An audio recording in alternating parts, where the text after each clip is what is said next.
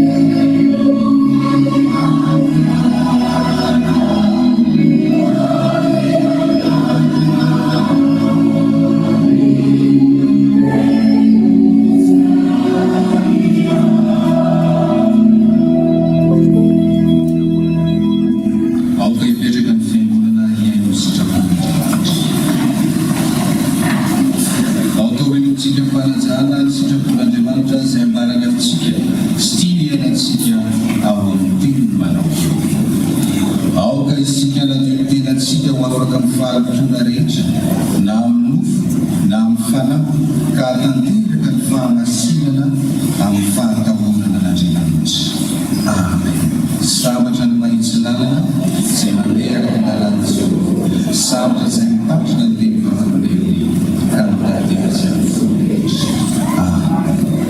Le havana malala tsy natateraka izany sitrapon'Andriamanitra izany sika mandeha sika hifona ny tena anaraka izao vavaka isika. Ry Jesosy tomponay io, miantso ny anaranao zahay ankehitriny, satria ve saram-pahotana ka tsy mahatraka intsony. Matevina loatra ny lotonay, ka mila tsy ho zaka. Mila mpanadio izahay, mila mpanafaka izahay, mila mpamonjy izahay. Tompo, nandidy anay ianao ny nandiovanay ny tenanay ho afaka mifalotonay, mba hatanteraka ny fahamasinanay.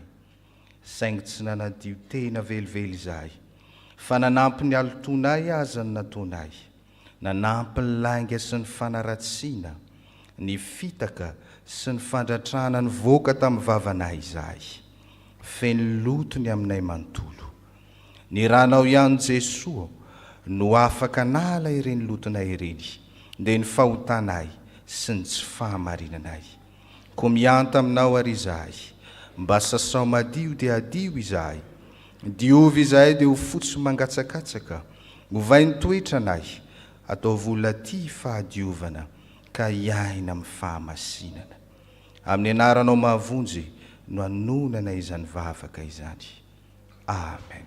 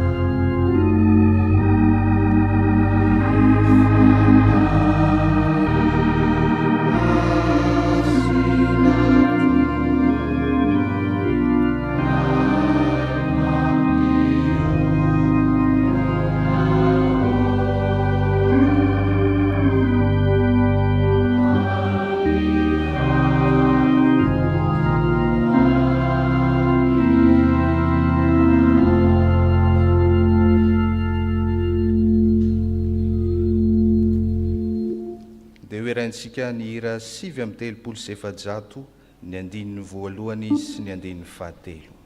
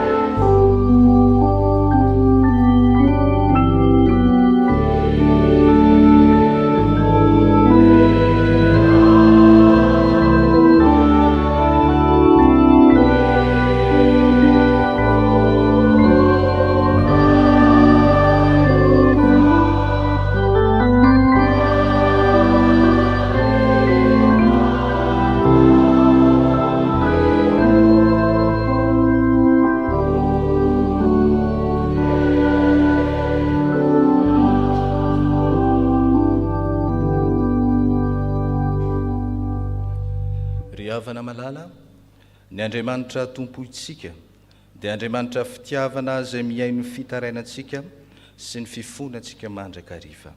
Mitsangana ary andray ny teny famelan-keloka izay omeny ny tompo atsika.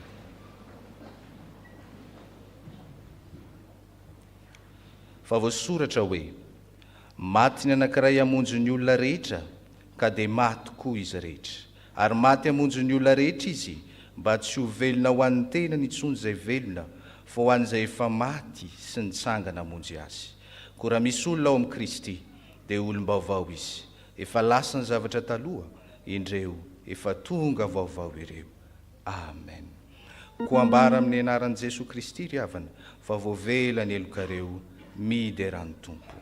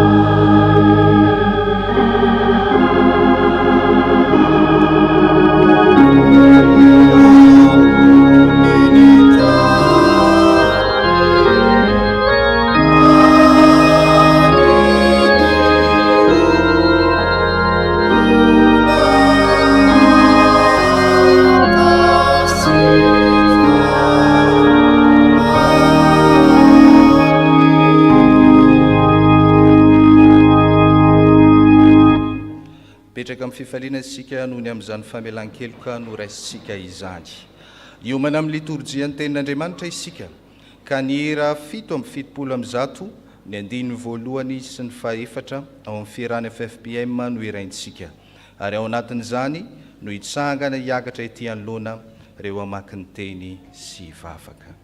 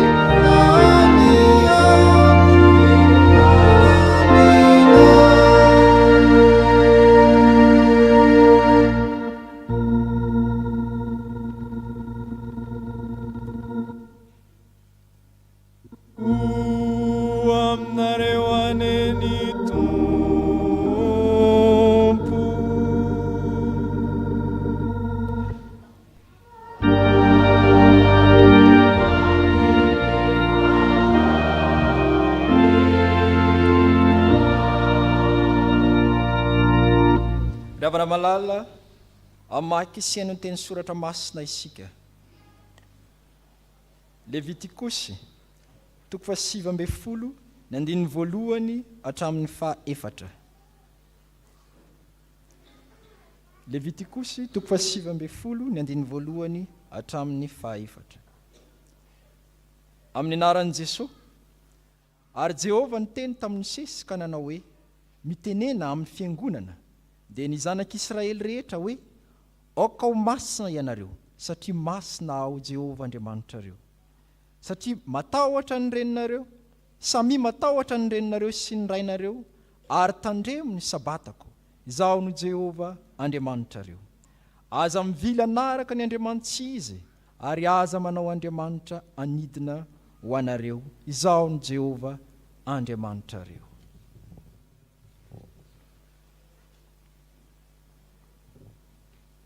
Petera voalohany, toko voalohany, ny andininy 17 ka hatramin'ny 19. Petera voalohany, toko voalohany, ny andininy 17 ka hatramin'ny 19. Amin'ny anaran'ny Tompo. Koa amin'izany sikino ny sainareo dia mahonona tena, ka antenao tsara ny fahasoavana izay hoentina ho anareo amin'ny isehoan'i Jesosy Kristy, tahaka ny zanaka manoa, tsy mitondra tena araka ny filanareo fahiny tamin'ny tsy fahalalanareo, fa araka ny fahamasinany ilay niantso anareo, dia aoka mba ho masina koa ianareo amin'ny fitondran-tena rehetra, satria voasoratra hoe ho masina ianareo satria masina aho.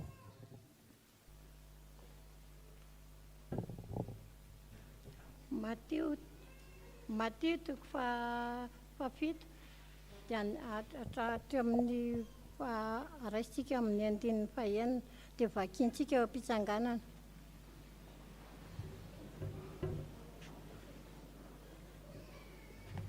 Mateo toko fafito dia raisitsika amin'ny fafito fahenina. Aiza omenan'ny alika izay masika ary aiza atsipy ireo anoloany ny kisoa ny vato soanareo, fandrao anitsaka azy izy ka dia hifototra ka hanmiraviranareo. Ray masina manamasina fahamarinana teninao fahamarinana. Amen.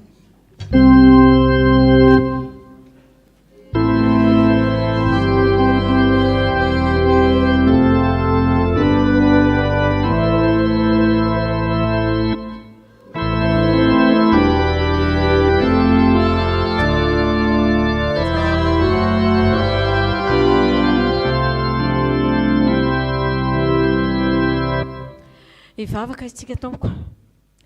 Ry Andriamanitra ray zanaka ary fanahy masino, misaotra anao izahay amin'ity anio ity indray, fa mbola manana anjara ka afaka mahareny fivaky ny teninao masina. Ny teninao tokoa Jesosy dia aina ho an'ny mahazo azy, fahasalamana ho an'ny nofony rehetra, vanilony tongotray sady fahazavan'ny lalanay. Misaotra noho ny amin'izany teninao izany, izay mampianatra anay mandrakariva mba hanaovanay ny sitraponao Andriamanitra. Ankehitriny ara Jesosy, dia efa vonona ny mpanomponao, hitory ny teninao aminay tamin'ny alala ny teny izay mivakiana teo. Ny fananao masina ne omba azy mba ahafany manambara izay tena sitraponao marina tokoa. Ary izay vahoakanao, izay iaino izany ny afatra avy any aminao izany, dia mba ho mpitany lonaka tokoa ny nofinay, aniriny ny teninao, mba tena ho mpanompo mahatoky ka iaina araka ny sitraponao, ary ny teninao no lalana izoranay mandrakariva, hafantaranay mandrakariva izany sitraponao izany. Dia mitenena Jehovah fa vonona iaino izay mpanomponao. Amen. Oh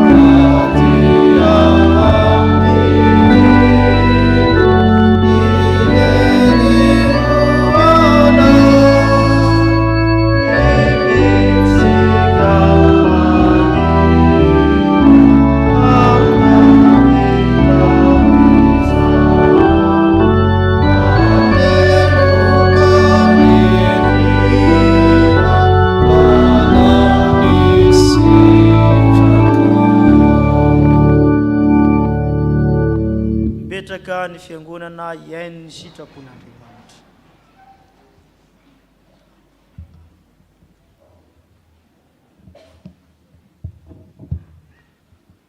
Ry havana malala rehetra amin'ny tompo, mitombona amintsika mandrakarivana ny fahasoavana sy ny fiadanana avy amin'Andriamanitra Jesosy Kristy tompontsika. Amen. Ny soratra masina izay akantsika afatra ny amin'ity anio ity dia hitantsika ao amin'ny Levitikosy 7:20. Levitikosy 7:20 andininy voalohany ka hatramin'ny fahaefatra. Io no akantsika afatra ny amin'ity anio ity. Raha mijery ny boky ny Levitikosy isika dia anisany boky ny lalàna, zany hoe boky fahatelo amin'ny Pentateuka io boky io, izay mirakitra ireto lalana nomen'Andriamanitra ny Mosesy, ary Mosesy no nandrakitra antsoratra ny zavatra izay nomen'Andriamanitra azy. Ambarany mazava tsara eto fa tsy Mosesy akory ny tompony asa soratra, fa Andriamanitra ny tompony asa soratra izay nampanoratiny Mosesy. Raha tsorina dia Mosesy no nanoratra ny boky, saingy mpitantsoratra ihany izy, fa Andriamanitra no tena tompony lalàna voasoratra ao anatiny. Zany hoe lalàn'Andriamanitra no tena hitantsika ao anatiny eo boky io. Raha omena lohahevitra ny votoatindresaka amin'ity boky ity dia azo omena lohahevitra manao hoe ny fahamasinana, satria miverina 7:20 ny teny hoe masina sy ny fahamasinana amin'io boky ny Levitikosy io. Zany hoe matetika averina ao anatin'ny boky io ny teny hoe fahamasinana na masina. Andeha omentsika lohahevitra ity soratra masina ity dia ny hoe masin'Andriamanitra. Masin'Andriamanitra, oka ho masina koa isika. Zay ny andininy voalohany. Zay ny voalohany. Masin'Andriamanitra, oka ho masina koa isika. Andeha hovakintsika ny andininy faharoa eo amin'ny tapany faharoa. Andininy faharoa eo amin'ny tapany faharoa. Amin'ny anaran'ny Tompo manao hoe oka ho masina ianareo, satria masina ao Jehovah'Andriamanitra areo. Hitantsika eto fa raha miresaka ny fahamasinana isika dia raha teny fotra ny aingantsika dia milaza io fa tena nisaran'Andriamanitra, zany hoe nisaran'Andriamanitra avy tany amin'ny tsy fahamarinana, nisaran'Andriamanitra tany amin'ny fahotana ka nomeny fahamasinana ny olona. Zany hoe voatokana ho amin'ny fahamasinana ary voadio ny amin'ny tsy fahamarinana rehetra. Izay ny tena dikany atao hoe masina na hoe fahamasinana raha teny fotra no jerentsika. Hitantsika eto fa mampiseho karazana fenitra ara-pitondran-teny araka izay takian'Andriamanitra amin'olona i Mosesy mba hadio sy hanana fiainam-pahamasinana ireo olona izay entefany afatra. Iza moa ny olona izay entefany afatra eto dia ireo zanak'Israely izany. Ary hitantsika eto fa ambaran'ity bokin'ny Levitikosy ity fa miverimberina matetika ny teny hoe oka ho masina ianareo, oka ho masina ianareo, satria masina ao Jehovah'Andriamanitra reo. Manambara izany ry havako, ny fahamasinana dia toetra n'Andriamanitra. Zany hoe toetra n'Andriamanitra io fahamasinana io. Ary io toetra n'Andriamanitra io no tokony hitataratra eo amin'ny fiainan'ny kristianina tsirairay avy. Zany hoe ny fahamasinana izay takian'Andriamanitra amin'olona dia tokony hitataratra eo amin'ny fiainan'ny kristianina tsirairay avy. Zany hoe isika ireo zany tokony manana izany fahamasinana izany. Hitantsika eto fa ariariny amin'izany fa ilaina io fahamasinana izay tenenina amin'ity soratra masina ity. Ka ny fampiarana izany fahamasinana izany dia fandehanana ny amin'ny fahadiovana sy ny fankatoavana an'Andriamanitra. Mifandray manokana ny amin'ny fahatahoran'Andriamanitra io ry havako. Raha miresaka io fahamasinana io isika. Rehefa tsy matahotra an'Andriamanitra ny olona anankiray, mafiatoka zany, dia tsy ho afaka handray ny fahamasinana avy amin'Andriamanitra. Zany hoe tena mifandray tanteraka ny amin'ny fahatahorana an'Andriamanitra kan'izay ny olona matahotra an'Andriamanitra ihany no manana izany fahamasinana izany. Noho izany ny olona masina olona voasaraka ny amin'ny fahotana ary voatokana ho amin'ny fahamasinana. Zany hoe tena niesoron'Andriamanitra hiala amin'ny tsy fahamarinana, hiala amin'ny faharatsiana ny olona izay matahotra azy. Izany hoe voasaraka ny amin'ny fanoherana an'Andriamanitra, voasaraka ny amin'ny fikominan'Andriamanitra. Raha mijery ity soratra masina ity isika dia hitantsika hoe fa mikomy ireo zanak'Israely hiady amin'Andriamanitra. Zany hoe hanao andriamanin-kafa izay handraisany fitahiana. Zany hoe hiady amin'Andriamanitra, hanao tsinitsina an'Andriamanitra. Fa eto ambarany ity soratra masina ity mazava tsara fa ny olona matahotra Andriamanitra, ny olona izay mandeha amin'ny sitrapon'Andriamanitra dia voasaraka ny amin'ny fahotana, voasaraka ny amin'ny tsy fahamarina. Ary hitantsika eto fa raha miteny andavanandro ny olona antsoina hoe masina dia olona tsy manana fahotana, olona tsy manan-tsiny, ny olona tsy manana fahalemena na faharatsiana, fa tena olona madio. Zany hoe tena mifandray any amin'ny sakramentany batisa. Hoe ny olona voadio, ny olona tsy manana izany zavatra izany.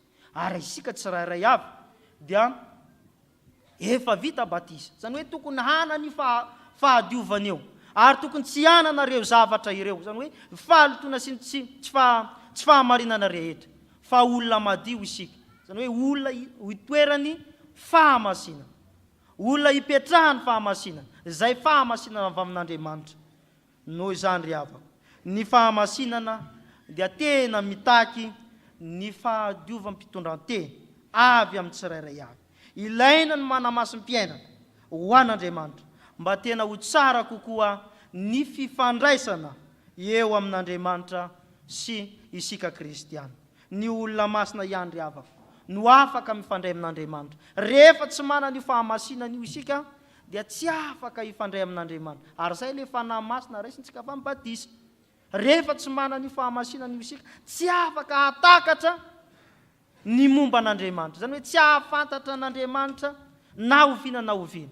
Fa rehefa manana io fahamasinana io isika dia mahatakatra ny zavatra izay tian'Andriamanitra ampitaina amintsika. Zany tena misy fifandraisana, misy fifamatorana eo amin'ny olona izay manana io fahamasinana io sy Andriamanitra izay mpanamasina.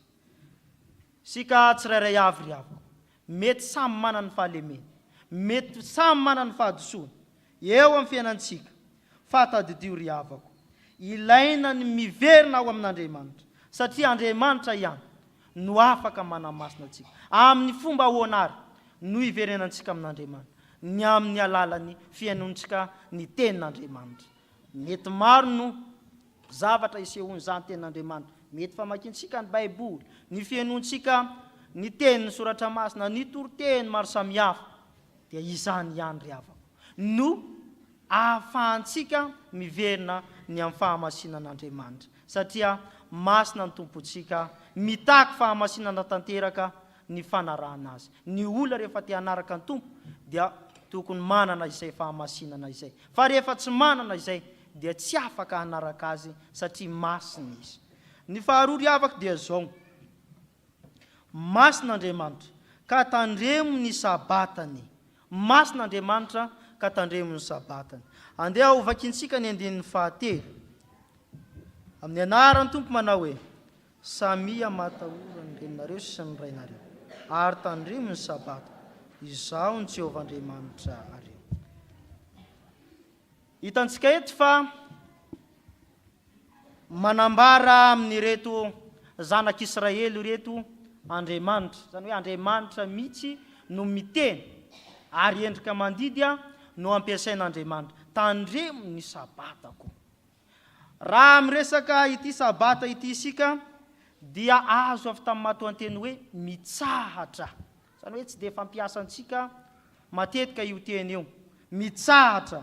Ny sabata dia entina manondro ny fitsaharana ao amin'ny testameta taloha. rehefa mamaky ny testamenta taloha isika dia entina manondro andro fitsahara zany hoe andro ny tsaharany ireo jiosy io andro io noho izany ny andro fahafito izay nitsaharany jiosy ary zay no nahatonga io andro fahafito antsona hoe sabata hoe io andro ny tsaharany jiosy io a andro fahafito io andro io a no nahatonga azy ho andro sabata satria nitsahatra ny olona tsy nanao asa fanao ny andavanandro tamin'io andro io dia nantsona hoe sabata ho any Jehova zany hoe natokana ho an'Andriamanitra voatokana ho an'Andriamanitra tsy hoe rehefa tonga ny sabotsy ry havana na ny andro fahafito dia mitsahatra ny olona ny amin'ny andro fahafito antsona hoe sabata izany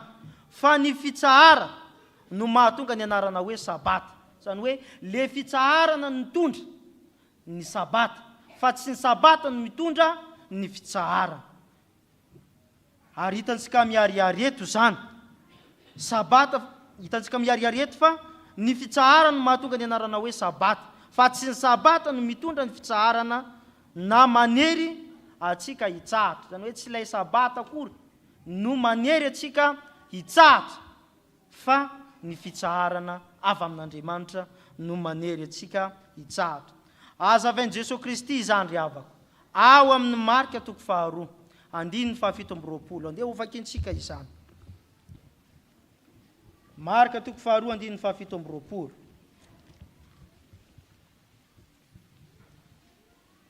eo amin'ny tapany faharoa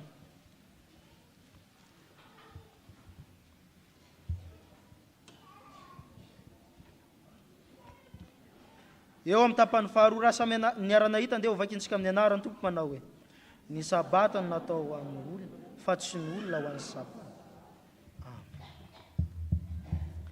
hitantsika eto fa asehony miariary zany hoe io sabata io a izay nitenen'i Jesosy Kristy io natao ho an'ny olona fa tsy ny olona ho an'ny sabata zany hoe ny ataon'ny olona no mahasabata ny sabata zany hoe le ataon'le olona no mahasabata io sabata io fa tsy sabata no mibaiko ny olona ny amin'izay ataony ary zay na diso hevitra ny jiosy satria lasa nanompo sabata zany hoe tsy nitodika tany amin'Andriamanitra fa nitodika tany amin'ny andro izy ireo ary zay nahatonga Jesosy Kristy eto a milaza mazava tsara fa natao an'olona io sabata io fa tsy ny olona no baikony sabata noho izany ry havana malala ity soratra masina zay hitantsika ambany masontsika ity dia manazava mazava tsara fa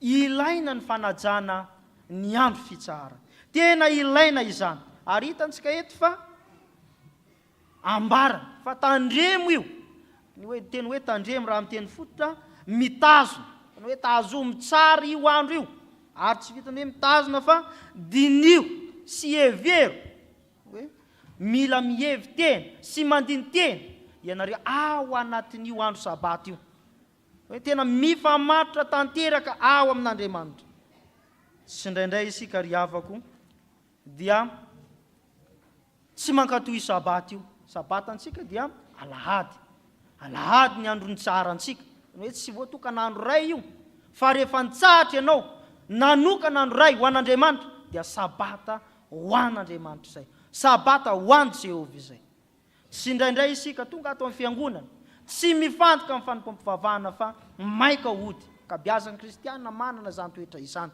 maika hody isika zany hoe tsy mifantoka ny amin'ny andro voatokana andro natokantsika ho an'Andriamanitra fa mifantoka ny amin'ny raharaha ny an-trano ny raharaha maro samihafa zany hoe tsy ny ato amin'ny fiangonana no zava-dehibe fa any amin'ny fiainantsika andavanandro latsaka ambany ary zay no mahatonga ity soratra masina ity tena milaza fa tandremo ary hitantsika eo amin'ny andininy fahefatra dia milaza izy ny amin'ny resaka fanompoan-tsampy rehefa ny zavatra ataontsika ambony noho n'Andriamanitra dia lasa fanompoan-tsampy izany hitantsika eto koa dia ambarany mazava tsara fa miteny Andriamanitra miteny amin'ny olon'Andriamanitra ina moa ny teny ataon'andriamanitra, izao ny Jehovahandriamanitra reo, izao ny Jehovahandriamanitra reo. Ny dikan'izay dia zao, ataovo zava-dehibe ny fienona ny tenin'Andriamanitra satria masina. Zany hoe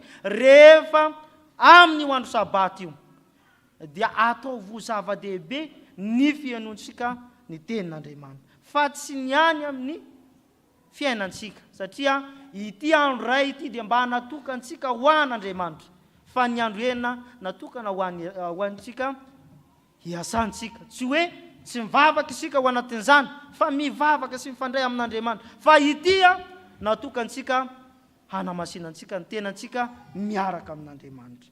Ry havana malala rehetra mitombo, mitaonantsika ny soratra masina, tena anaja ny andro hitsarantsika, mitaonantsika mba tena hanao zava-dehibe ny fanajantsika ny sabata izay natokantsika ho an'Andriamanitra.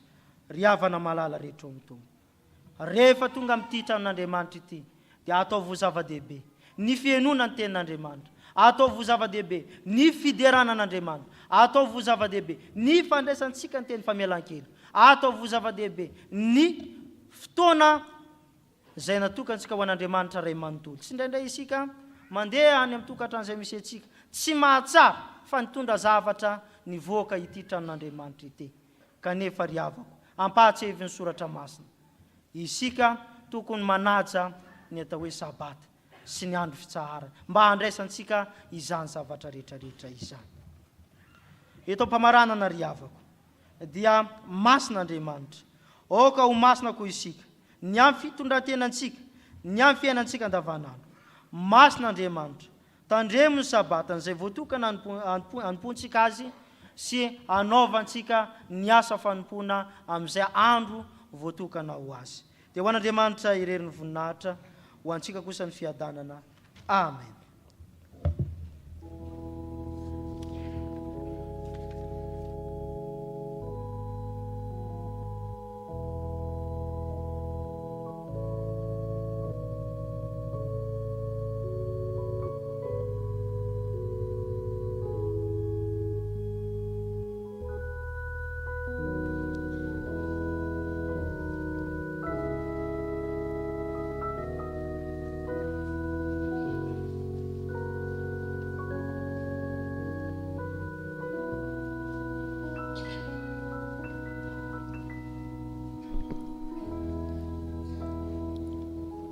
Ivavaka isika,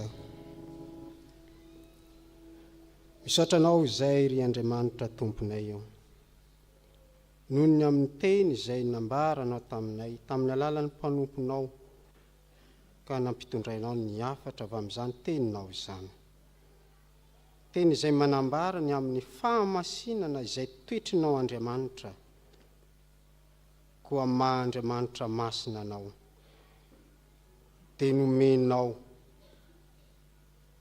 toky izahay ary nomenao baiko izahay mba ho masina tahaka anao, satria mpanomponao izahay tianao iaina amin'izany fahamasinana izany eo amin'ny fitondrantena amin'ny ataonay rehetrarehetra, dia takianao izany fahamasinana izany.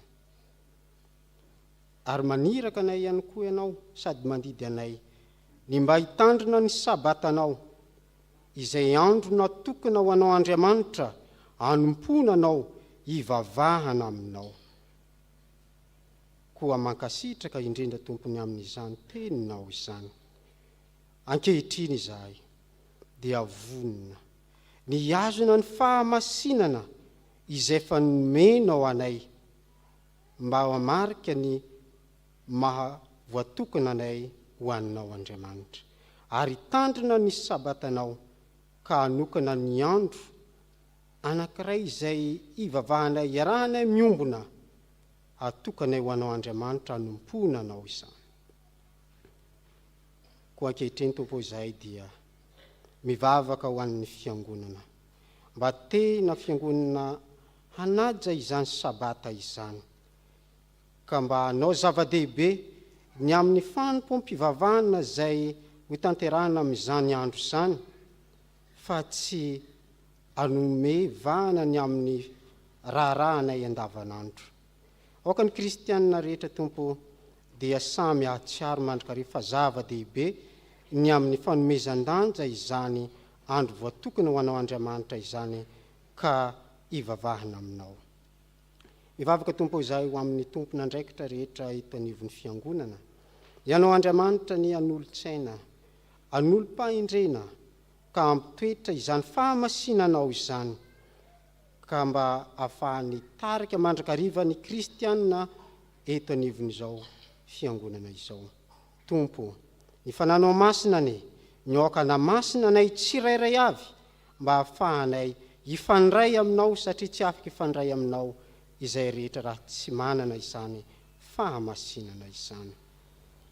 Vavaka aminao izay tompony amin'ny fiangonana Jesosy Kristy eto Madagasikara. Ireo tompona andraikitra isan-tsokajiny mandrafitra amin'izany fiangonana izany. Aokany mba tena hanam-pahamasinana ka mba ho fitaratra eo anivon'ny firenena, eo anivon'izao tontolo izao, satria manompo anao Andriamanitra masina. Io tompo ny vinanasa rehetra izay tanterahany anivon'ny sahany FJKM, ianao Jesosy Kristy no tanteraka izany. Vavaka aminao izay ho an'ireo mpitandrina izay vonavoaka, tompo, irotsika amin'ny tany mboloboka ao izy ireo, ka aokane ianao ny tarika azy mandrakariva. Tahaka ny tahinao azy no mbola hitahinao, ka ampahomby azy hitaona ny olona ao amin'ny fanjakanao Andriamanitra. Vavaka tompo ny amin'ny firenenay. Jesosy tompo, ianao ane no aoka hiasa amin'izany ka mba hanana ny fiadanana mandrakariva, indrindra fa ny vahoaka rehetra malagasy ao anatin'izany firenena izany, mba tena hanana fifaliana sy fitahina avy aminao Jesosy Kristy tomponay. Ianao ny asa amina tompona andraikitra rehetra isan-tsokajiny anivon'ny firenena, ka mba tena atahitra anao Andriamanitra mba andeha araka ny sitraponao. Ny vavaka tompo dia ataonay amin'ny anarany Jesosy Kristy tomponay. Amen.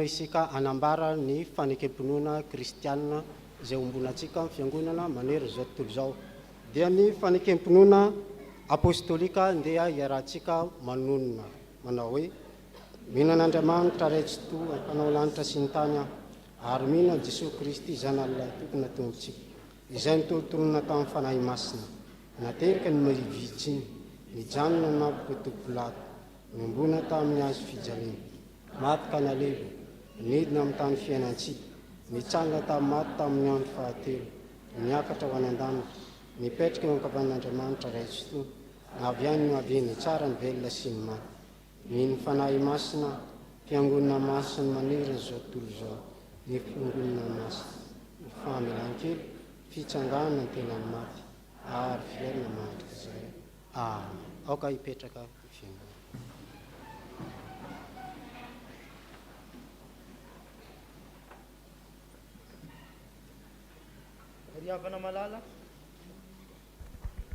riavana malala misy ireo izay zanatsika atokana ho mpandray fanasan'ny tompo andeha ataontsika ny raha fahavalo amin'ny 720 ny andeniny voalohany sy ny fahadimy ao anatin'izany izy ireo no miakatra ety anoloana.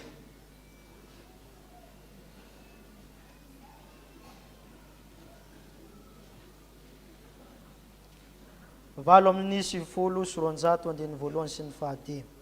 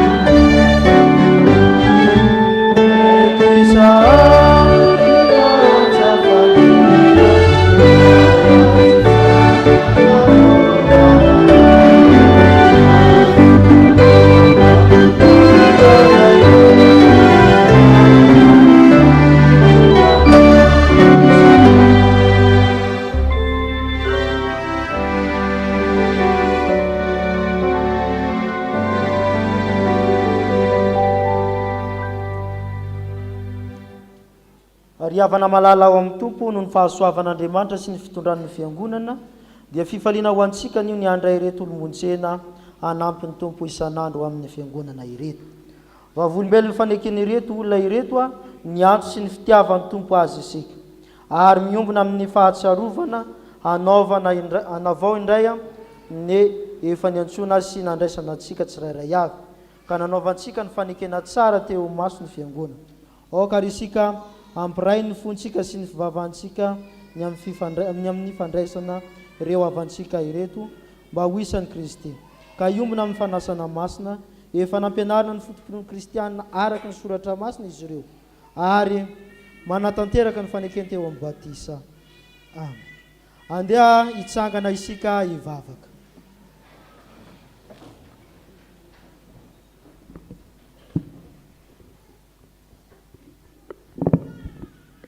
Vavaka isika ry iray mandrakizay eo misatranao amin'ny fonay manontolo izahay sitrakay mantsy ny nanome toky anay fa ny teny fikasana momba ny famonjena dia ho anay sy ny zanakay ary ho an'izay rehetra lavitra na iza ny tsy ny fitiavana anatona anao. Andriamanitra tsara sy mahatoky io nino ny fanambaranao izahay teo amin'ny batisa dia nanokana zanakay ho anao izahay ka nangataka ny rotsaha ny fahasoavanao aminy. Nampianarinay ny filazantsaranao izy ary niezika izahay na dia malemy aza mba hitarika azy ho amin'ny fiainana mandrakizay dia ny mahafantatra anao izay Andriamanitra tokona sady marina sy Jesosy Kristy izay efa nirahanao. Ary ankehitriny rehefa nandre ny antsonao izy ka afaka hifidy ankalalana ny lalana izorany dia endry tonga eto anatrehanao mba hanambara ny finoana. Ry Tompo, mba eno reny nivavaka rehefa miakatra eo aminao ho azy ireo. Raisy koa izahay rehetran'io ho amin'ny firaisana masina aminao, amin'ny anarany Jesosy Kristy zanakao mpamonjy anay no angatahanay izany ho azany ary ho anao ray any an-danitra sy ho fanahy masina ny dera sy ny laza ary ny voninahitra mandrika izay. Amen. Petraka ny fiangonana. Hoy ny Tompo, izaho no mpiandry tsara. Ny mpiandry tsara manolotra ny ainy hamonjy ny ondry. Raha misy olona ta hanaraka, aoka izay andao ny tenany sy hitondra ny azo fijaliana ka hanaraka. Fa na iza no ta hamonjy ny ainy dia havery azy. Ary na iza no havery ny ainy noho ny amiko dia azo zany. Fa inona moa ny soa azon'olona raha mahazo ao tontolo izao kanefa very ny ainy? Ary inona no omen'olona ho takalo ny ainy?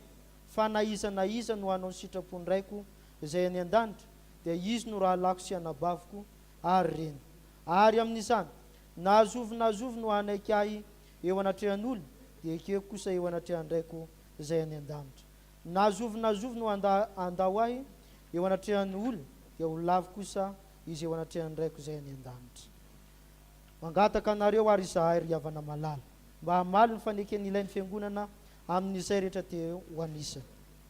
Ianareo va mino an'Andriamanitra pahary atsika sady rentsika ny an-danitra izay tia antsika ka manome an Jesosy Kristy zanany lahatokana izay maty sy nitsangana tamin'ny maty ho famonjena atsika. Mino aho. Mino an Jesosy Kristy zanany izay manome famelan-keloka sy fiainana mandrakizay ho an'ny mpanota rehetra mibebaka manaiky azy ho tompo sy mpamonjy fa ianareo. Mino sy manaiky aho.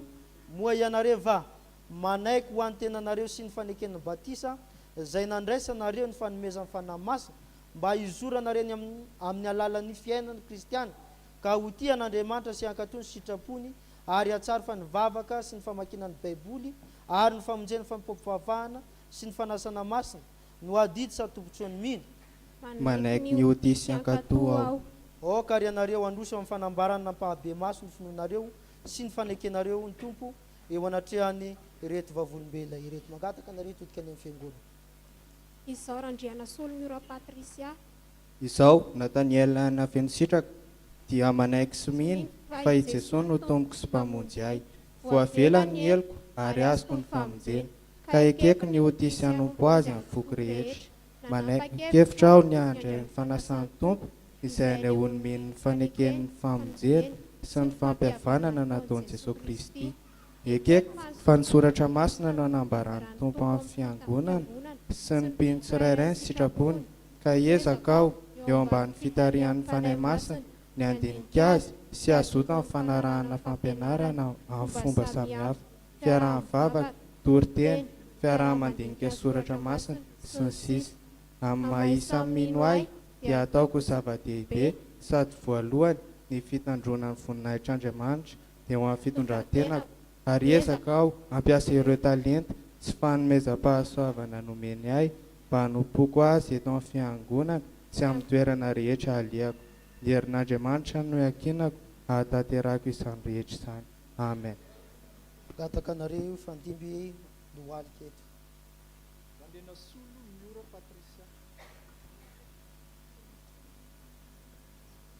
Randriana Solo Miora Patrisia. Noho izany fanekena nataona teo izany dia amin'ny anaran'ny Ray sy ny Zanaka ary fanahy masina no tsofanay rano sy andraisanay anao ho isany momba ny tenan'i Kristy ka nasanay anao handray antsara miaraka aminay ny amin'ny fanasan'ny tompo. Ary Andriamanitra retsoto izay niantsona hiala tamin'ny maizina ho amin'ny fahazavana mahagaga no ahatanteraka sy ampiorina ary ampitoetra anao. Amen. Mitsangana ary mahereza sy mahatanjaha momba anao ny tompo. Nataniela Aina Fenositraka.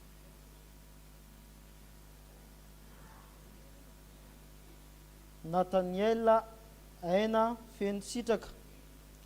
Noho izany fanekena nataona teo izany dia amin'ny anaran'ny Ray sy ny Zanaka ary fanahy masina no tsofanay rano sy andraisanay anao ho isany momba ny tenan'i Kristy ka nasanay anao handray anjara miaraka aminay ny amin'ny fanasan'ny tompo. Ary Andriamanitra retsoto izay niantsona hiala amin'ny maizina ho amin'ny fahazavana mahagaga no ahatanteraka sy ampiorina ary ampitoetranao. Amen. Mitsangana ary mahereza sy mahatanja famombana ny tompo. Andeha hivavaka isika.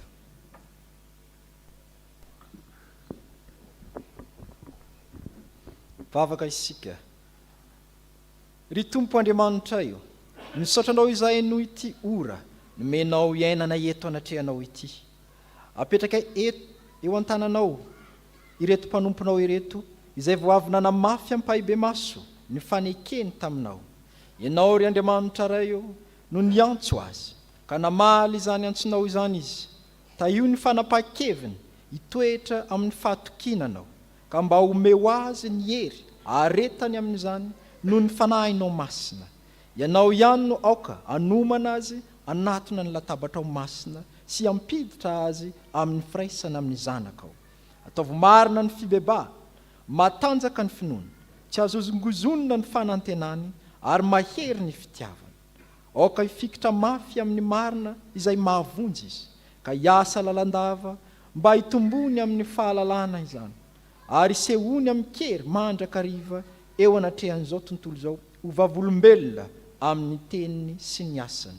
Mivavaka aminao izay Tompo, mba homeo anay rehetra koa ny androso hatrany amin'ny fiainana kristianina, mibanjana ny fanjakana mandrakizay efa nampanantenainao ho an'ny zanakao. Enoho izay riray ny famindram-po, fa amin'ny anaran'i Jesosy Kristy zanakao malalanao, mpamonjy anay no entinay mivavaka aminao. Amen. Izao no afatra. Ry mpandrefana asan'ny tompo vaovao, tany mafy izay anananao mba tsisy haka ny satro-boninahitra ao, dia mitomboany amin'ny fahatsarana rehetra ho voninahitra n'Andriamanitra rentsika. Mahereza amin'ny tompo sy amin'ny hery ny fahereza, dia mandeha ihany amin'ny fifalian'ny tomponareo. Amen. Andeha angataontsika ireto katekomena sy ny estekea hanao ny hira mandritra ny erak-pahasoavana ao anatin'izany izy ireo no mamonjy sy ny toerana.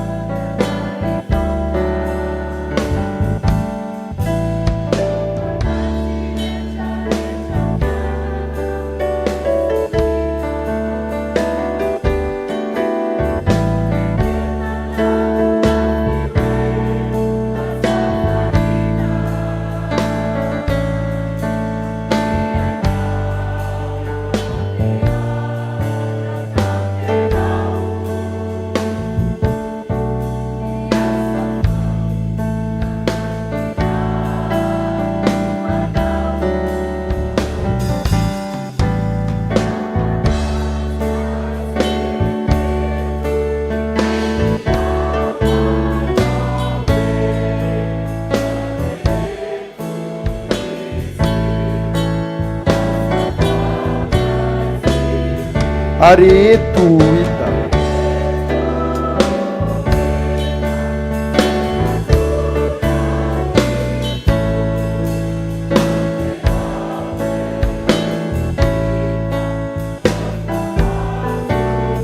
tao anaty azimpito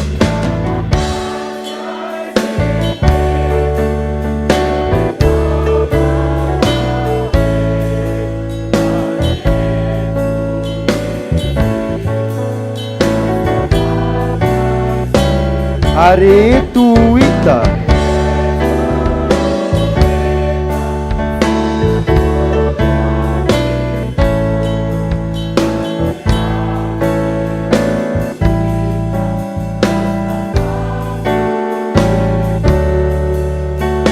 Zinona ho zahay Jesosy no mba nofidinao anatanteraka ny asanao, olona olombelona mpiodina, mpanoto, mpanao meloka, mpanompo tsy mahasoa. Ny ataonay ihany no ataonay nefa ho ianao hoe ny adalan'izao tontolo izao no fidiko hampamenatra ny eny, ary malemy amin'izao tontolo izao mba hampamenatra ny mahery. Ko mandehana ho ianao ary eto ny jiro, azavao ny aizibe fa efa mahazo maimaim-poana ianareo ka izara maimaim-poana.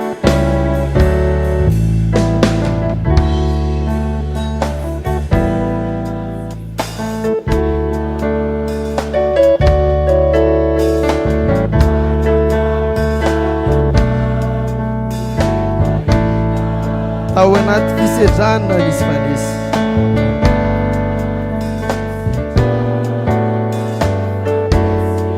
no nanangaranao ahy ivoaka ho fanesy.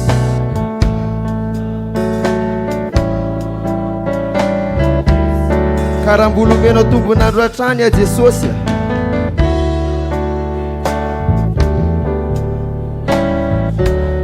dia hoentiko manao ny asanao any izany.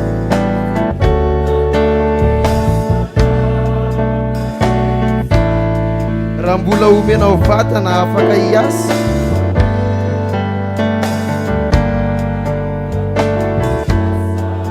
hiazakazaka ao anao mihoatra.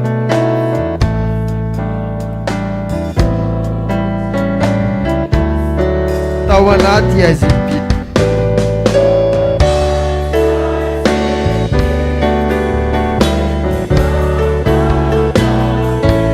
areto hita.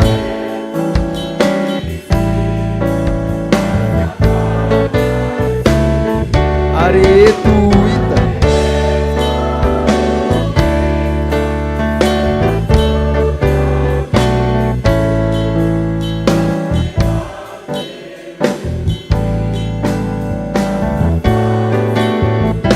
Tao anaty aizy impito,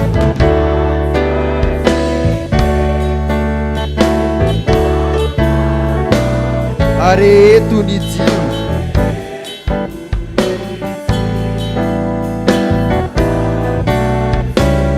Areto hita.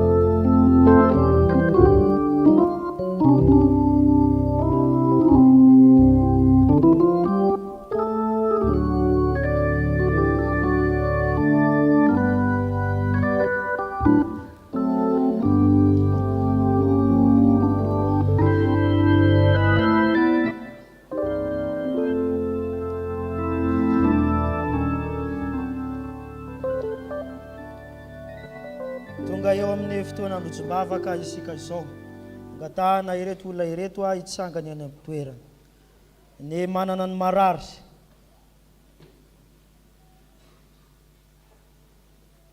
ny manamanjoa izay ny laozana havana zany, dia ireo nandray fahasoavana,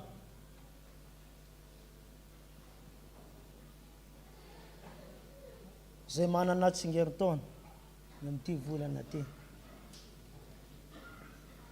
Hivavaka isika. Andriamanitra raina eo misaotra anao izahay, satria mbola afaka mitondram-bavaka ho an'ireto mpanomponao ireto. Misy ireo namanay izay tsy tonga eto ao anatiny tsy fahasalamana.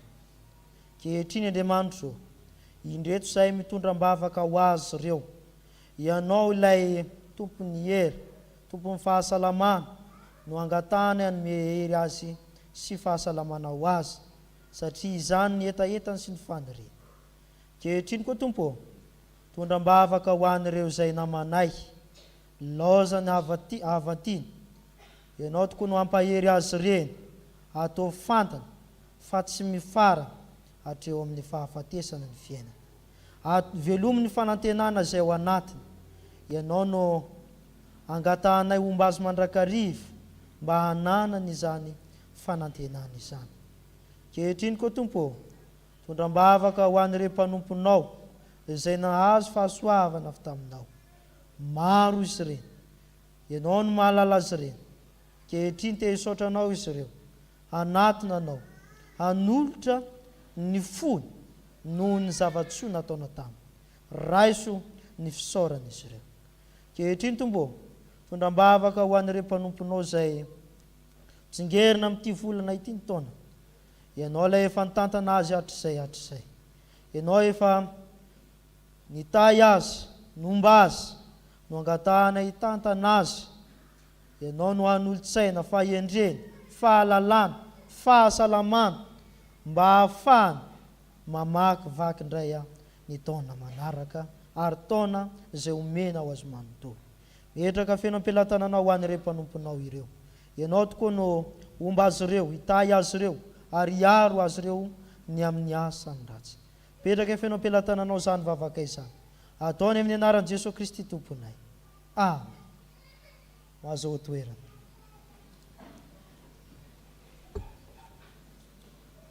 Tonga amin'ny vaovaon'ny fiangonana isika izao, angatahana ireo mpilaza rady hanatanteraka izany.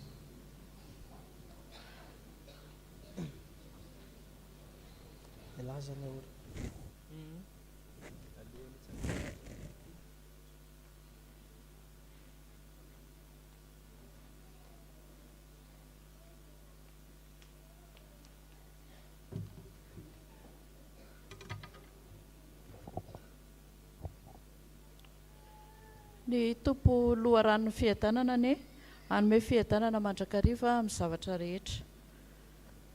Ary Andriamanitra raintsika ne sy Jesosy tompontsika anitsy ny lalanay aho aty aminareo, ary ny tompony ampitombo sy ampandroso anareo amin'ny fankatiavana sy ny fitiavana ny olona rehetra, dia takanay aminareo koa mba ampiorina ny fonareo tsy hanatsiny amin'ny fahamasinana eo anatrehan'Andriamanitra raintsika amin'ny fiavian'i Jesosy tompontsika mba amin'ny masiny rehetra.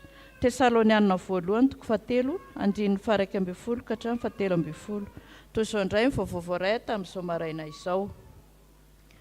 Araka ny tety andron'ny fiangonana dia atolotra ho vatsy ny mpitandrina Tsarazara Xavier ny rakitra faharoa anio.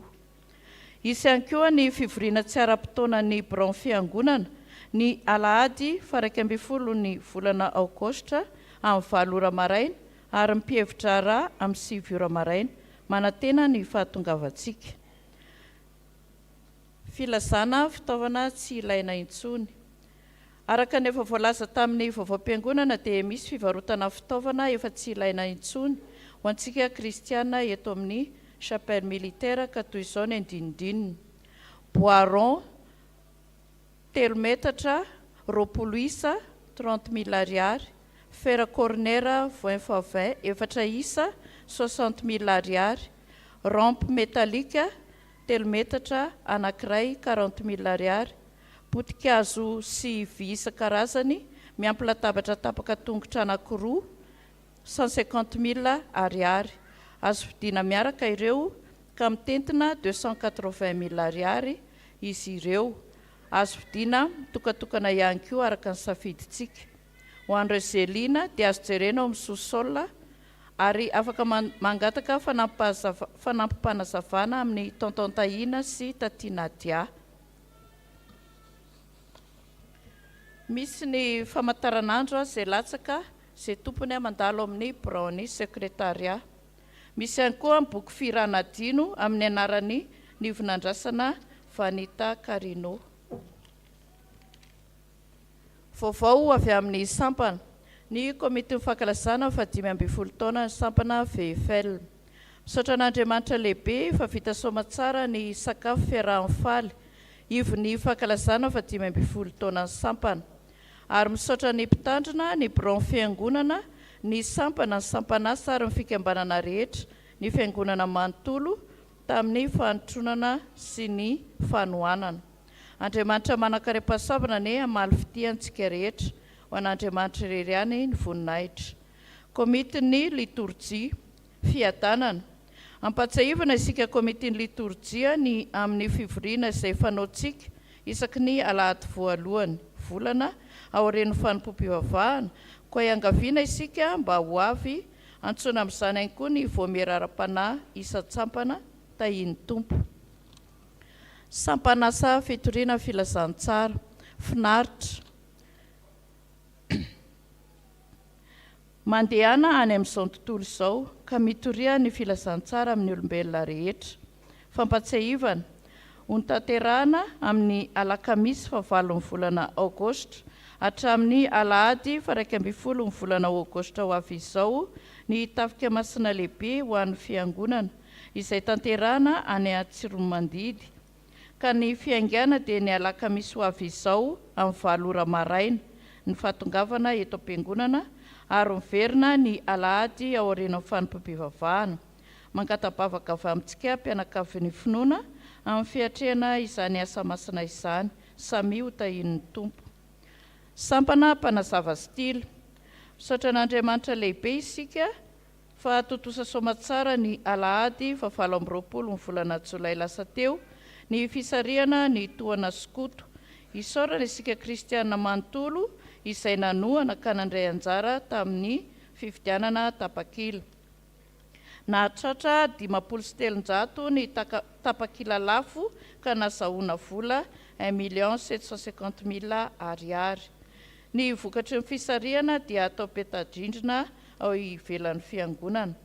Ny loka izay mbola tsy nisy nandray dia afaka raisina any amin'ny mpiandraikitra ny commission chef ANCAF ho an'Andriamanitra irery ny voninahitra. Sampana sekolela ady. Tsy miverina ny rantsana tany ketsa. Ampatsahivana ny mpianatra sy ny mpampianatra fa misy hatrany ny fampianarana fobe isaky ny alahady manomboka amin'ny 7 ora maraina. Ampatsahivana ny mpianatra amonjy ny lasy lehibe farapitso amin'ny 2 ora sasany no fiangana eto am-piangonana. Azadiny ny mitondra baiboly, stylo, fitaovam-pidiovana, fitaovam-pisakafoanana, lamba firakitra ary ny tenue sekolela ady.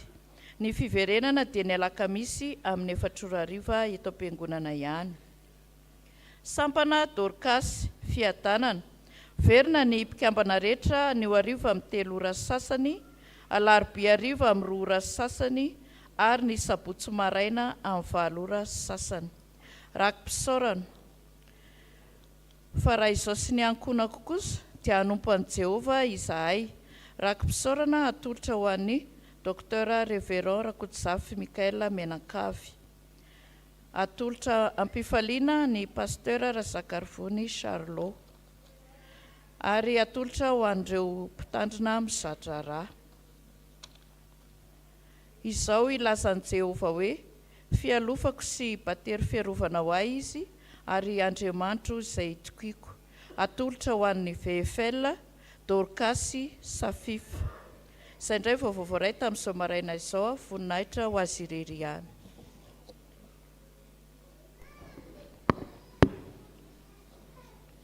isaorantsika Andriamanitra ny amin'ny fahatanterahany tamin'ny heriny ny komity jobily 20 taona ny VFL dia manatitra fisaorana ho antsika izy ireo.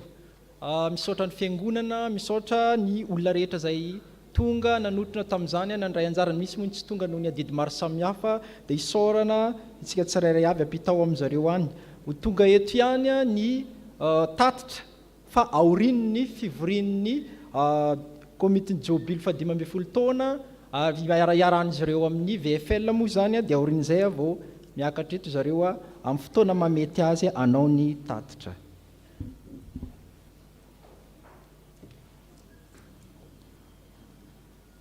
Misaotra an'Andriamanitra isika fa vita ny mariazin'ny reto mpanompon'Andriamanitra ireto, angatahana raha ao izy ireo dia hitsangana eny am-pitoerana.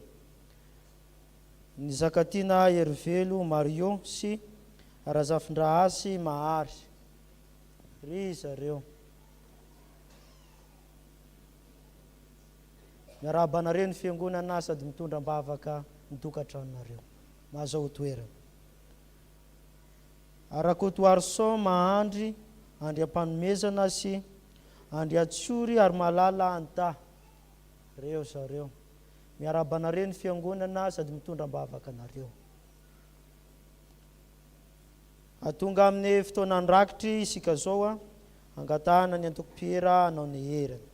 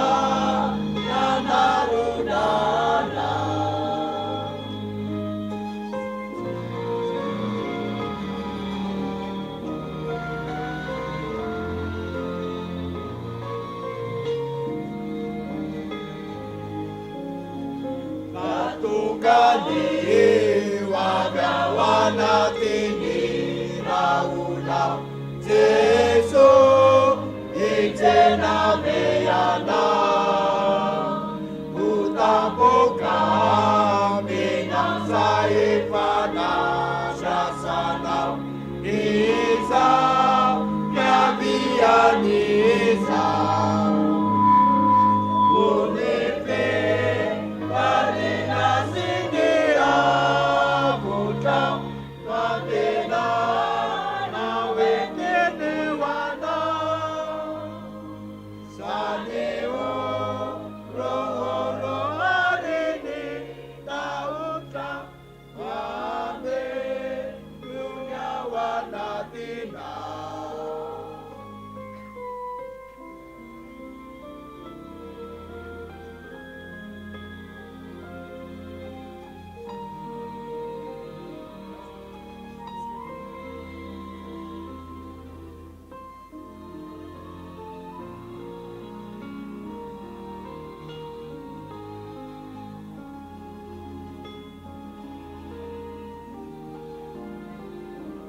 tongany hoanahoanateny raona Jeso move mapatatra mayabake ireo veriarireo oa sale mavaonga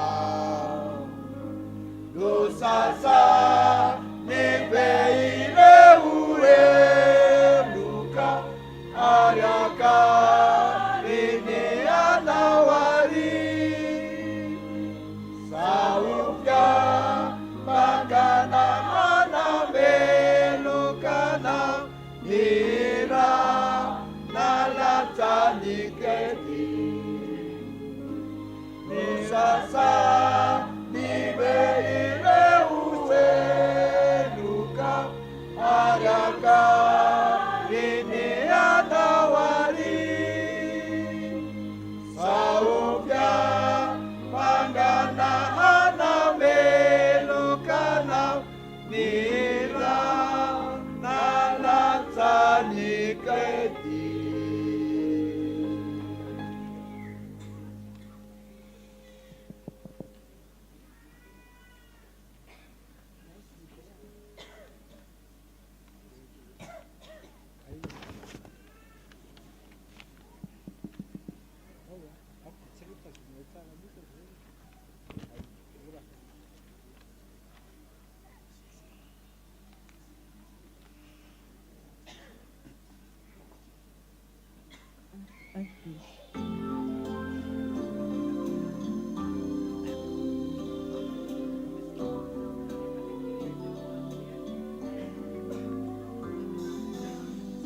Zaniata panai Femagubita Mitumani Nitupu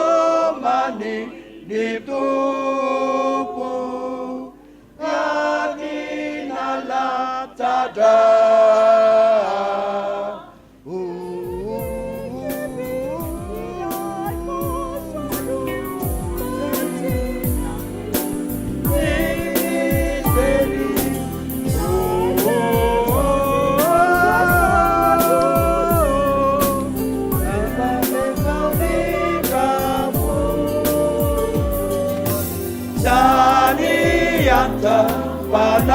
Panai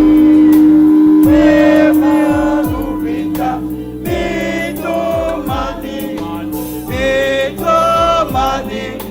Nitupu Yaninalatada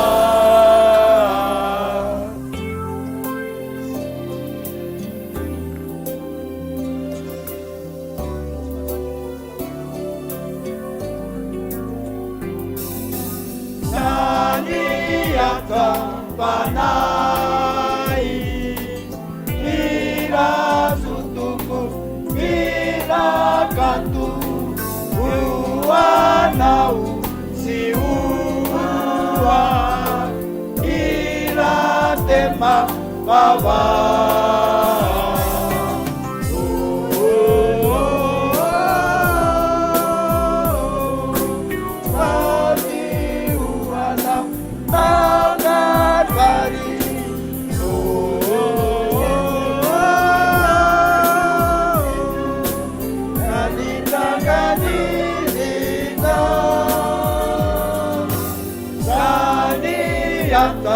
Panai ira sutuku ira katu uanau si ua ira tema mama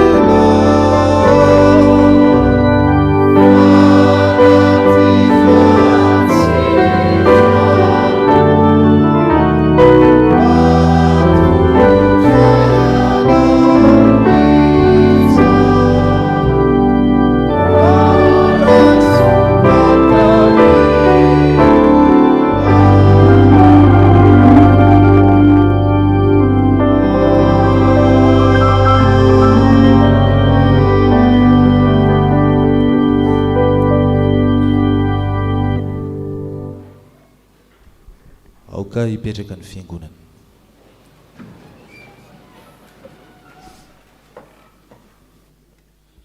Izao isika dia miangavy ny filohan'ny fiangonana mba hiakatra ety anoloana fa manan-kambara amintsika izy.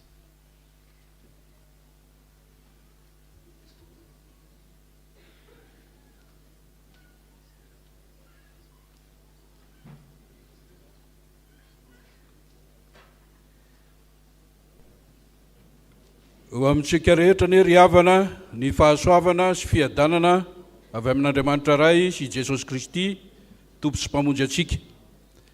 Isaorantsika Andriamanitra nanome atsika izao fotoana anio izao. Angatahantsika izy mba hampitoetra ny famindrapony sy ny fahamarinany amintsika, fa isika kosa aoka ho masina satria masina ilay Andriamanitsika. Ny voalohanteny dia mialatsiny raha mandray ny fitenenana satria ny filohan'ny fiangonana ny tokony hiteny eto, fa tsy eto toerana izy dia naniraka ny tenanay handray ny fitenenana. Faharoa manaraka an'izay dia miarahaba antsika rehetra nahatratra izao alahady maraina izao. Ny antony itsanganana eto dia araka ny efa nambarantsika ihany, nisy ireo mpitandrina zay nanao ny fiofanana, ny fianarana ihany koa ny mpitandrina, dia tafavoaka somatsara izy ireo, fa nisy ny fanamboarana teo anivon'ny sekoly fiofanana, dia zay no ambara amintsika sady nametraka amin'ny fialantsiny ny mpikarakara, fa dia nisy fiovana kely kanefa tsy dia nampiova firy ny zavamisy. Dia eto isika zany dia manaingy azy ireo hiakatra ety anoloana mba ho arabaitsika. Dia ny mpitandrina Sarazara Xavier Mianakavy Angatana ijoro eto anoloana.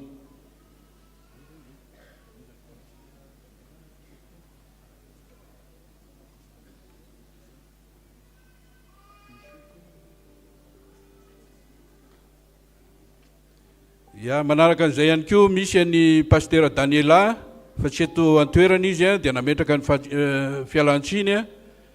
Dia eo ihany koa ny pasteur Mahery iangaviana ny vadiny mba hiakatra ety anoloana, mialatsiny ihany koa izy.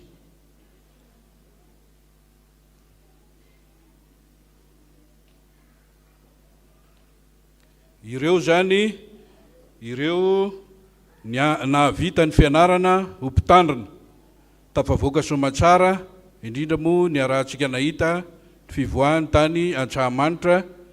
Ko dia amin'ny anaran'ny mpitandrina eto atoerana, zay na tsy eto atoerana moa izy fa izy ny mpitondra any ampitan-dranomasina fa ny vady aman-janany eto, dia ny mpitandrina ihany koa zay ny solo-toerana Vonjimaika, ary ireo mpitandrina mpianatra ra, ny barao fiangonana, ny loholona sy ny dekona ary ny sampana rehetra eto amin'ny fiangonana no hiarabany ianareo na vita soa izany fianarana izany.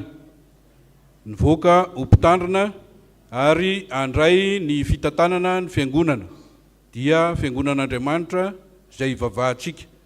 Dia miarahaba anareo amin'ny anaran'ny Tompo izahay atotosa ny iraka ampanaovina amin'ny fitondrana ny vahoakan'Andriamanitra any amin'izay toerana anendrena anareo tsirairay avy. Araka ny fandaminana moa eto amin'ny fiangonana dia misy ny vatsin-dalana omena azy ireo, ka misy ny vatsin-dalana ho an'ny pasteur Sarazara Xavier Mianakavy, vatsin-dalana rakitra faharoa avy eto amin'ny fiangonana. Misy ihany koa ny vatsin-dalana omena ny pasteur Mahery Mianakavy, vatsin-dalana ihany koa, ary ny pasteur Daniela, fa izy moa tsy eto, dia mirary soa ho anareo avita soa izay fitantanana ny vahoakan'Andriamanitra amin'ny toerana zay anendrena ny tsirairay avy.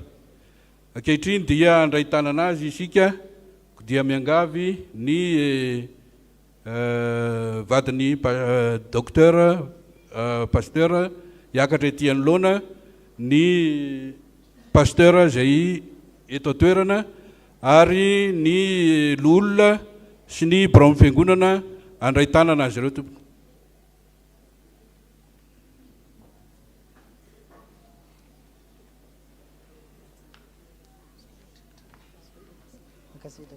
Ny filohan'ny sampana ihany koa dia iangaviana mba hiakatra andray tanana azy ireo tompoko.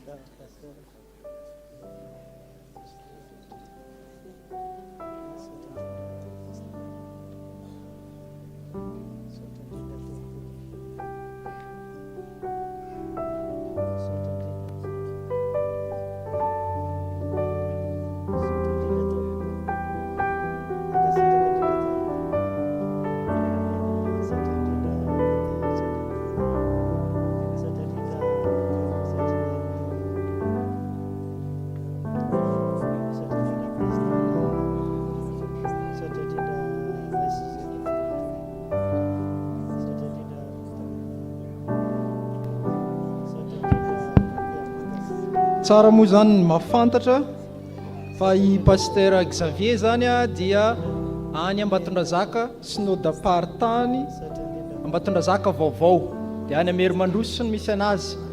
Eo amin'ny adiny roa sasany adiny 3 mialo Ambatondrazaka ville eo zany any akaiky laka loatra.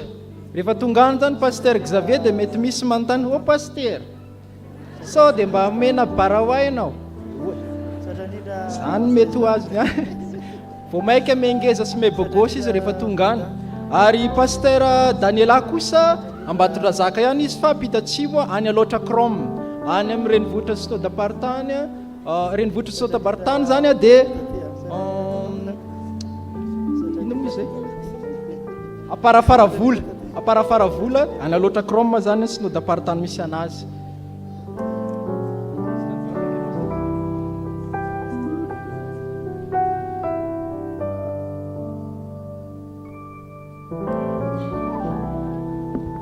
Ndeha tsika hivavaka ho an'ny reto mpanompon'Andriamanitra reto. Raha io ianao rainy famondrapo rainay mandrakizay, sotranao izahay ny amin'ny fitantananao ny amin'ny fiainanay sy ny fitantananao ny amin'ny fiainan'ny fiangonana, ka mbola nanomezanao reto mpanompon'Andriamanitra ireto ny fahasoavanao, ka afaka nanatanteraka ny fianarany tamin'ny toeram-panomanana mpitandrina. Satranao ihany koa mbola afaka niaraka tamin'ny fiangonana nandritra izay taona niarahany tamin'izay, mankasitraka ny amin'ny fiarah-miasa rehetra, indrindrandrindra ihany koa ny amin'ny fifampitondrana sy ny fahaiza-manao fizaran'asa izay natao teto anivon'ny sapely militaire Ampahibe izao. Mankasitraka anao fa tanteraka sy lavorary tokoa izany, raha tsy anao nomba azy ireo dia tsy tanteraka izany. Izany no anonoranay ny fankasitrahananao Andriamanitra izay mitahy ny fiainanay. Dia ny angatanay Tompo dia mba nomezanao azy ireo fifaliana amin'izay asa izay efa nanendrenao azy sy ny fidiananao azy amin'ny fitariana ny vahoakanao, indrindra fa hitaona azy ho amin'ny fanjakanao Andriamanitra. Dia tonononay ny fiadananao Jesosy Kristy, iomba azy tsy afoy na asaraka azy, ary ao koa tanteraka amin'izy ireo ilay teny fampanantenana nataonao hoe indro za momba nareo mandrakariva ambara-pahatonga ny fahataperan'izao tontolo izao. Tovy amin'izy ireo Tompo izany teninao izany mba hananan'izy ireo fifaliana, satria miaraka aminao Andriamanitra izy ireo naizanaiza ny toerana misy azy. Ianao tay azy na miditra na mivoaka na mitoetra na mandeha. Jesosy Tompo, matoky ianao izahay fa ny fiadananao hitoetra amin'izy ireo, ary ny fiangonana ihany koa dia aoka ahita fifaliana mandrakariva amin'ny asa indreny fa amin'izay fifampizarana nataon'izy ireo teto, dia aoka ny hiazona mandrakariva ilay teny soa avy taminao no zarain'izy ireo taminao. Jesosy Tompo, ianao tahiry azy amin'ny fahasalamana amin'ny hery sy tanjaka mandrakariva afahany miatrika ampifaliana izany asanao izany dia nivavakay tompo dia ataonay amin'ny anarany Jesosy Kristy ho anao rery ihany voninahitro amin'izany rehetra izany. Amen. Mirarosoa ho anareo. Eny tompoko. Voalohany indrindra dia misaotra an'Andriamanitra izay niantso sy nifidy anay tao anatin'ny 5 taona niomananay tariha tamin'ny faculté. Ny faharoa dia misaotra ny docteur révérend Akotojafy Mikael sy neny dia mankasitraka ny amin'ny fanomananareo anay nandritra izay 2 taona zay. Raha ny votonga teto somary sasahirana fa zao mahatsapa fa tena mahatondra fiangonana tokoa izahay noho ny avy amin'izy ireo satria tena nampianatra nay zavatra maro izy ireo ary tena maro tokoa ny zavatsoa izay nomeny izy ireo anay ahafahanay mitondra ny fiangonana.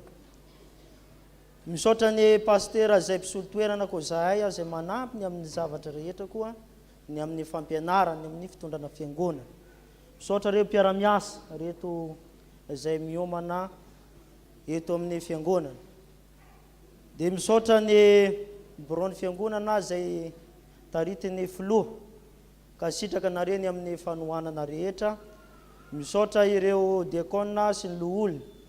Misaotra ny sampana rehetra ito anivon'izao fiangonana izao ary misaotra isika kristianina tsirairay avy tsy ankanava izay nanohana anay tamin'ny lafiny rehetra na ara-bola na ara-pitaovana na ny vavaka.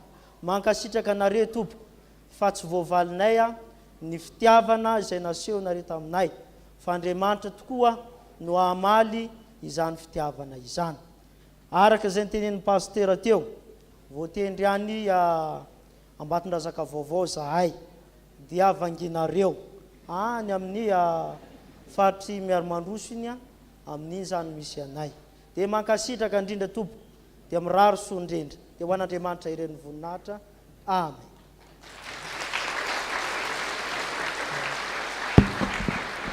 Adino ny an'ny pasteur Mahery dia pasteur Mahery voatorany amin'ny ministre dapartany Kristy fanantenantsika Toamasina Atsimo.